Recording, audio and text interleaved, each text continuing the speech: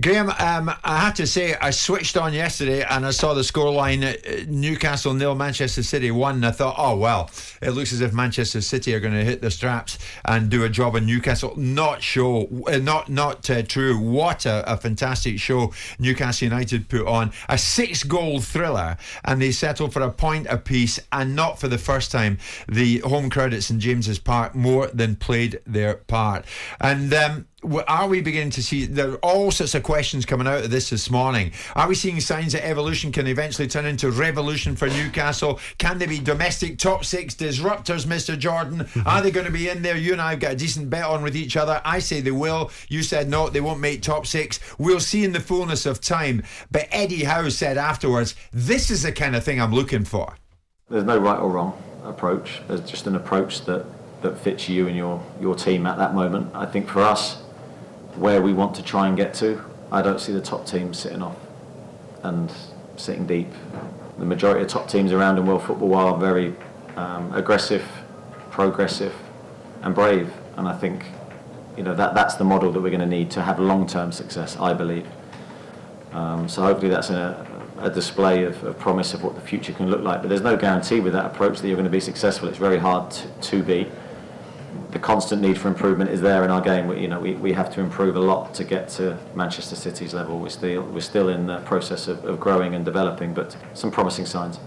Now there's a guy who chooses his words carefully, I think, Simon, and did so yet again over the weekend there. The need for improvement is there. Yeah. It's gradual.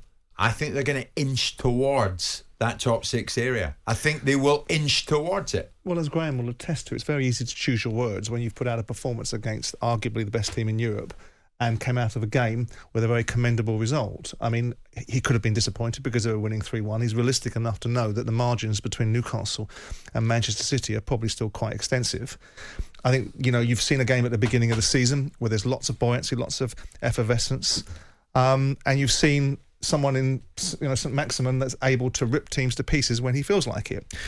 But players of his nature, to me, worry me because it's when adversity comes that resilience is also part of their game that's required. And at times we've seen him go missing. But what we saw yesterday was a great advertisement for the football in this league. We saw two sides that were very brave. This is how football should be played. It should be played on the front foot.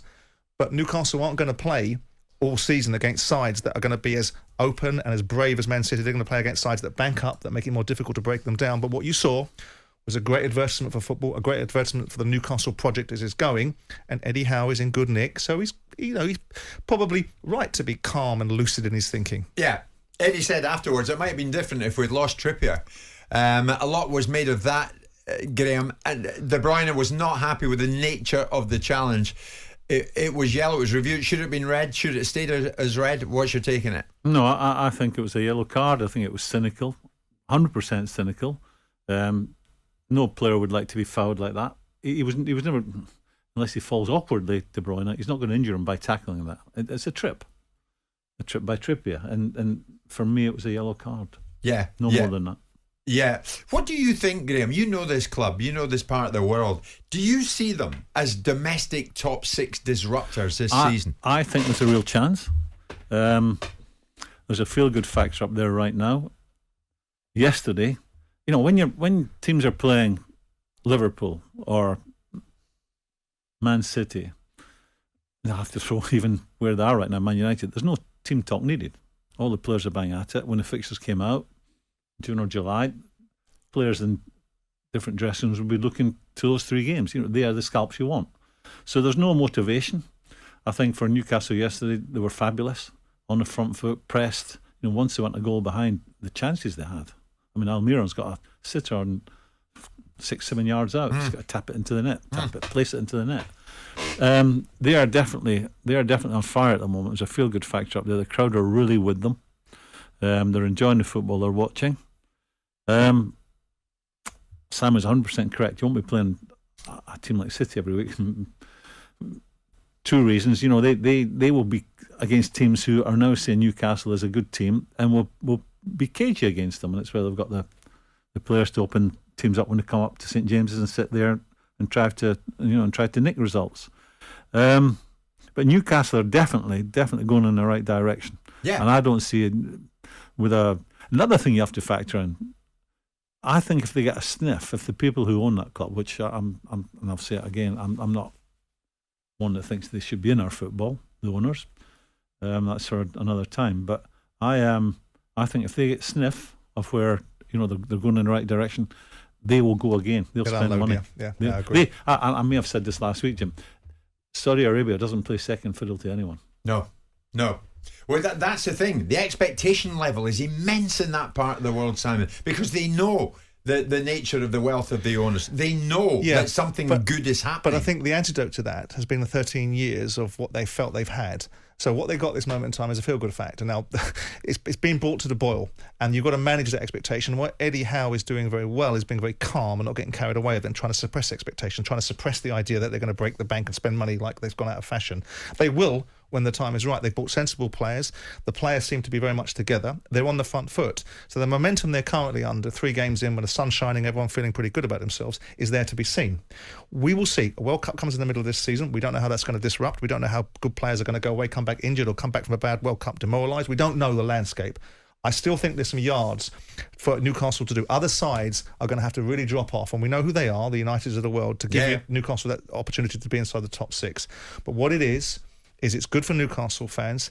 It's good for Eddie Howe. He's got a new contract with them, which I thought was a bit previous, but that's their business. They can do what they want. I still think there's a way to go, but what we saw yesterday was a very good game of football. We'll turn it into their pursuit of the top 6. I think if Newcastle got inside the top 8 this year, realistically speaking, I think Eddie Howe would think he's done a good job. Yeah. And they're in good nick, and then they've got a launch sequence. They've got a platform to build from. Well, Simon, if West Ham can threaten top 6 last season, surely Newcastle could do the same. Surely they're looking good for it. You have to think going into September. I don't think they're looking good for it. I think they are in a situation where it's there to be had, and we're going to see how this league shapes up. We're going to see if there's a decline. We're seeing, United. We're seeing Arsenal now in different nick. Tottenham are in different nick. You've got the Liverpool and Man City and the Chelsea. That's 5. That's 5 sides that are, in my view, better than Newcastle. Right. So with that in mind, you need one other side to be in serious decline, and we know who that is, Manchester United, but they'll get their boots on eventually. So you might be right, it's there, but I would suggest that the balance of probability says it's going to be a tall order for Newcastle to get to that, but notwithstanding, what we're seeing is a resurgent Newcastle, which is good for the Geordies. Of course, it's great for them, isn't it? Jim White and Simon Jordan. Monday to Friday mornings from 10 on AM, on DAB, via the talkSPORT app and on your smart speaker. talkSPORT.